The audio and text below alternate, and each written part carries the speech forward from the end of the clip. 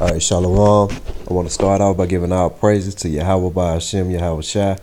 Double honors to the apostles and elders at Great Millstone, and peace and salutations to the elect of Israel.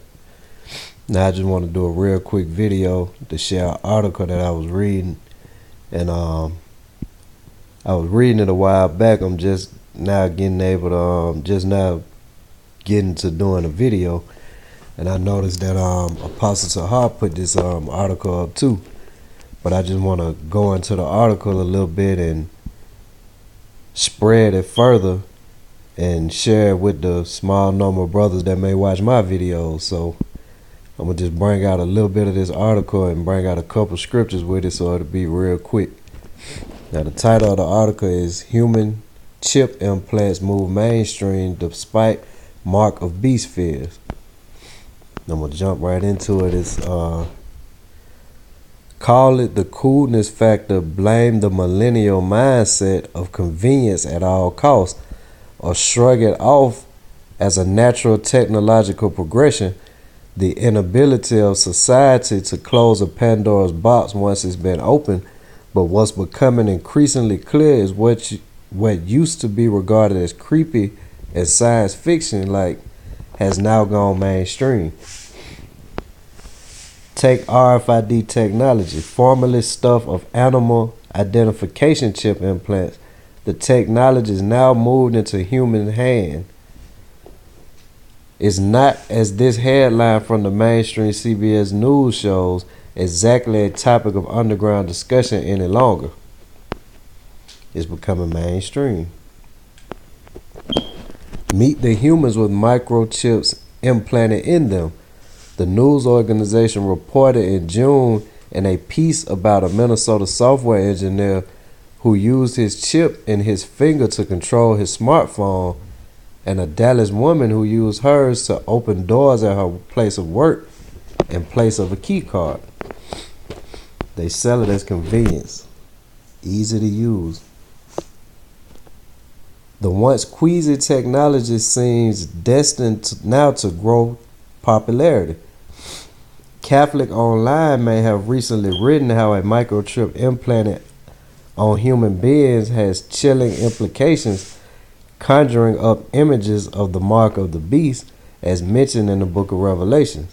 But in the same article, it was noted at length the boon for society from chip implant technology is being touted as just too good to pass up.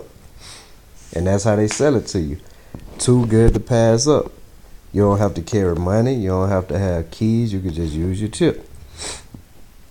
The genie's out, and he ain't headed back to his lamp anytime soon. So even these devils know that the chip is on his way. Fox News reported this way back in 2014. For soldiers and journalists in war zones, such an implant could be the difference between life and death. A chip implant could also help law enforcement quickly locate a kidnapped child, help monitor the location of people with Alzheimer's, track the activities of felons who have been released from prison. Meanwhile, on the convenience side, there's this. Chip implants in hands could make it really fast to open a locked door, speed through a security checkpoint at the airport, to provide crucial medical information to emergency response officials, and don't forget the quick pay option. Rather than waste valuable seconds fishing into pockets or pawing through your purse to find debit or credit cards, or even more archaic personal checkbooks or cash, customers may one day be able to pay for purchases simply by flashing a hand over a scanner. Now I'm going to stop right there and jump to this first scripture, because that's what they do. They sell it to you as a convenience, making everything easy for you. They want this society to become like the Jetsons, where you don't have to do shit but push buttons and scan your hand. But being in the scriptures, you should know better. So I'm going to jump into this first scripture, this 2 Corinthians 2:11. Lest Satan should get an advantage of us, for we are not ignorant of his devices. So those of us who know the scriptures and know this truth, we are not ignorant of Satan's devices. We know all the tricks and the bullshit he tries to pull on us so we stay away from it. All right, back into the article. But technology doesn't always mean convenience. Just as somebody whose computers been hacked or car alarms been activated, technology also doesn't always mean progression.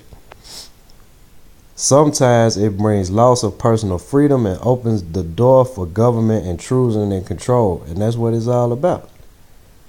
They're going to control you with it. This also from Fox News. Chips are being used today to manage farm animals.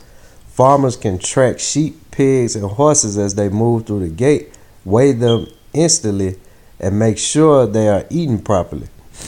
And that's what Esau always does. He practices his witchcraft on the animals, then he unleashes it on the people. They practice their little witchcraft and their bullshit on the animals, then release it to us. That's what they always do. But yeah, man, this article, that's pretty much the point on it. That's pretty much all I'm gonna get. So it's straight to the point, man. The chip is becoming mainstream. Keep an eye out. Do not take the chip. It is the mark of the beast. And I'm gonna close with this last scripture. Is our Revelation 13:16. And he causeth all, both small and great, rich and poor, free and bond, to receive a mark in their right hand or in their foreheads. The microchip, the RFID implant. 17. And that no man might buy or sell save he that had the mark or the name of the beast or the number of his name. So once they make this chip mandatory, you won't be able to buy or sell, do anything unless you have that chip. That is the mark of the beast. It is the RFID NFC technology. So keep an eye out for it, and Lord willing, you'll have the strength not to take the chip, because it's going to be hard to resist it, because you're going to want to eat. You're going to want to get your paycheck. You're going to want to get your food stamps. You're going to want to be able to do this. You're going to want to be able to move. You won't be able to go anywhere without that chip. But you got to hold firm in the faith and know that once they do make it mandatory, we'll be out of here in a short time. So with that, I'm going to say shalom.